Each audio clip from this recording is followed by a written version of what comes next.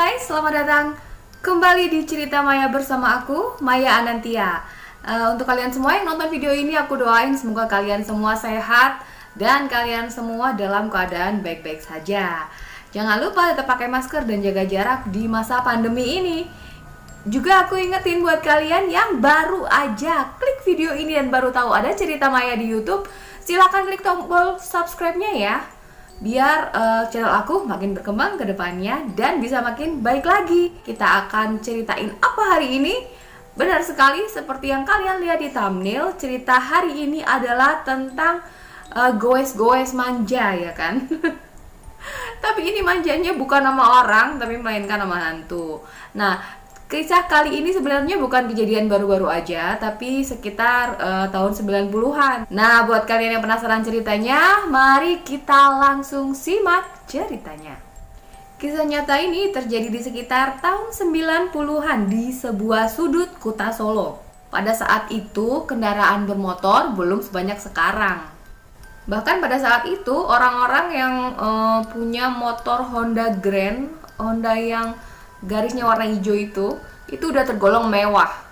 Sebut saja Mbak Nur. Dia biasa menggunakan sepeda jengkinya untuk aktivitas sehari-hari, mulai dari belanja hingga mengantar anaknya ke sekolah. Oh iya, Mbak Nur ini jualan soto. Dia biasa membuka lapaknya ketika pagi hari, dan ketika udah hari menjadi siang, biasanya dagangannya itu udah habis. Perjalanan dari rumah Mbak Nur ke pasar itu sekitar 60 menitan. Ya, namanya di kayu pakai sepeda ya, jadi sekitar 60 menit. Di dalam perjalanan ke pasar, biasanya Mbak Nur itu selalu melewati sebuah jalan dengan pohon beringin yang lumayan besar. Oh ya, pohon beringin ini sampai sekarang masih ada loh. Masyarakat sekitar menganggap pohon beringin ini wingit. Jadi konon kabarnya keangkeran pohon beringin ini disebabkan oleh di sebelah pohon beringin ini ada sebuah bangunan rumah sakit pada saat zaman Belanda yang sudah kosong. Di samping pohon beringin itu juga ada lapangan sepak bola yang dulunya sempat dijadikan sebagai tempat latihan buah klub kenamaan di kota Solo. Masyarakat yang sering bermain sepak bola di lapangan itu sering melihat penampakan wanita bergaun putih, rambutnya acak-acakan, kusam dan berayun-ayun di dahan pohon. Mbak Nur tiap hari lewat jalan ini hampir tanpa gangguan. Bertahun-tahun aman-aman aja guys. Hanya sekitar 2-3 kali ada kedengeran suara memanggil gitu, dengan suara cekikikan yang khas banget. Nah, pasti pada tahu kan? Siapa yang suka iseng manggil-manggilin orang lewat sambil ketawa cekikikan, kalian pasti pada tahu siapa gerangan tersangka utamanya. Hingga pada suatu hari itu adalah hari Kamis, dan Mbak Nur berangkat ke pasar seperti biasanya pada saat sebelum ayam berkokok. Jadi kira-kira sekitar jam 3 pagi gitu guys. Dia ke pasar buat membeli daging sapi, karena ya tadi dia kan jualan soto, jadi dia belanja dulu nih. Dia berangkat dengan perasaan yang biasa aja, nggak ada yang ganjel-ganjel di hati gitu loh. Biasanya orang kan kalau mau ada sesuatu, perasaanku nggak enak nih, atau aduh aku udah feel nggak enak nih gitu. Ini perasaan tim Mbak Nur biasa aja. Cuman pagi itu Mbak Nur ngerasa sakit perut. Biasa kalau lagi dapet cewek itu kan sakit perut. Nah, si Mbak Nur ini sedang sakit perut karena lagi dapet. Jadi karena lagi sakit perut itu tadi guys, dia berpikiran akan berangkat ke pasarnya agak awal aja, karena ngayuh sepeda yang sekitar 60 menit itu bisa lebih lama lagi. Dia kepikiran takutnya gak bakal bisa ngayuh sepeda secepat biasanya karena kondisi perutnya lagi gak enak. Saat di perjalanan, kira-kira 20 meter sebelum sampai di titik di mana pohon beringin itu berada, Mbak Nur udah merasakan merinding, seakan-akan dia merasakan ada sesuatu yang sedang menunggunya. Dan benar saja, saat sampai di depan pohon beringin tersebut, Mbak Nur mendengar ada yang memanggil namanya. Pakai bahasa Jawa, contohnya seperti ini. Nur, kenal aku. Nur, anterin aku, itu katanya. Dengan gemeteran, Mbak Nur langsung menoleh ke arah pohon beringin tersebut dan benar saja dia melihat sosok wanita bergaun putih yang sedang menunduk. Tolong, aku. Tolong anterin aku, katanya. Tanpa berpikir lama, tanpa menjawab, dan tanpa a, i, u, e, o, nggak sempet teriak, ketakutan aja nggak sempet. Si Mbak Nur ini langsung berusaha goes sekuat tenaga, sekencang-kencangnya. Dia berusaha pengen kabur dan pengen buru-buru sampai lokasi karena dia udah sangat ketakutan. Dengan nafas tersengal-sengal, akhirnya Mbak Nur berhasil melewati area pohon itu. Namun di antara kayuhannya, Mbak Nur merasa sangat penasaran sehingga dia menoleh ke belakang. Wanita itu masih berdiri menunduk di bawah pohon beringin. Jadi masih kelihatan lagi nih guys, udah beberapa meter ngelewatin si pohon itu, si Mbak Nur masih ngelihat si sosok ini. Mbak Nur kembali lagi mengayuh sepedanya dengan sangat cepat. Dia berusaha secepat mungkin yang dia bisa. Namun lama-kelamaan sepedanya menjadi semakin berat kayuhannya. Hingga akhirnya Mbak Nur gak kuat lagi mengayuh sepeda.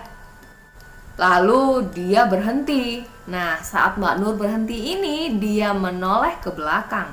Dan dia melihat ada sosok wanita bergaun putih tersebut sedang membonceng sepeda jengkinya Mbak Nur.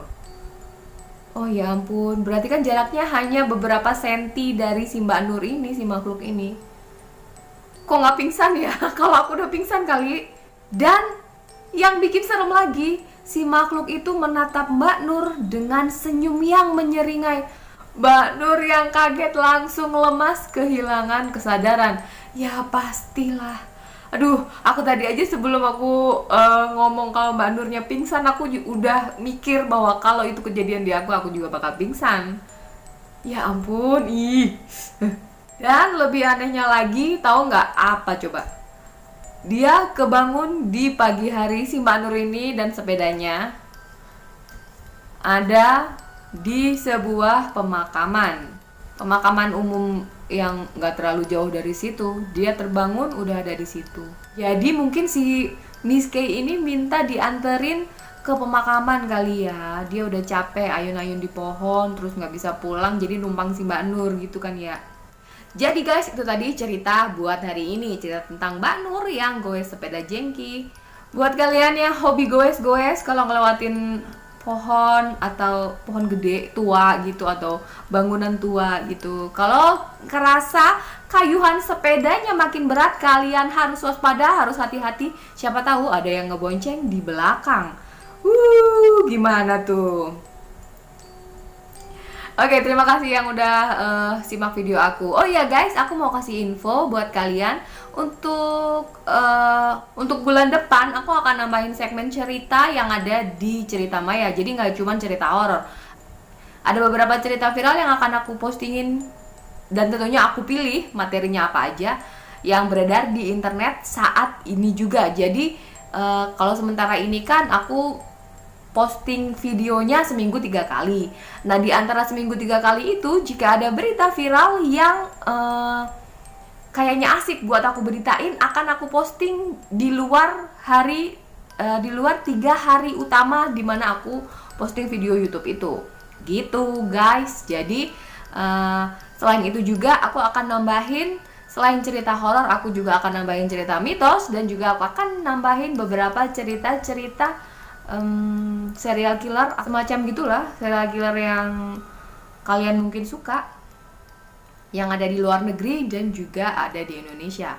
Kayak misalnya kasus-kasus pembunuhan berantai apa gitu. Aku pengen ceritain gitu juga sih. Jadi biar makin banyak aja varian tontonan yang ada di Cerita Maya. Jadi nggak cuma horor, buat kalian yang takut juga sama cerita horor. Karena di daerah aku sendiri ini kasus-kasus kejahatan itu ada banyak banget, dan aku pengen bawain ceritanya. Misalnya ada kasus yang udah diulas dari awal sampai selesai, motifnya apa, di situ aku akan ceritain gitu.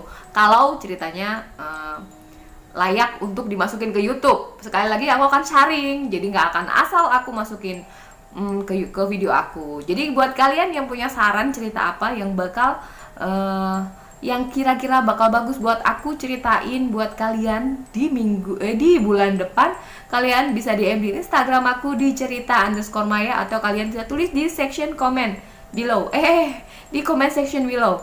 Dan jangan lupa nyalakan bel notifikasinya biar kalian tahu kapan video aku diupload. Jangan lupa subscribe, like, dan share ke sosial media yang kalian punya. Dan terima kasih udah nonton Cerita Maya hari ini. Sampai ketemu lagi di Cerita Maya episode berikutnya. Bye-bye.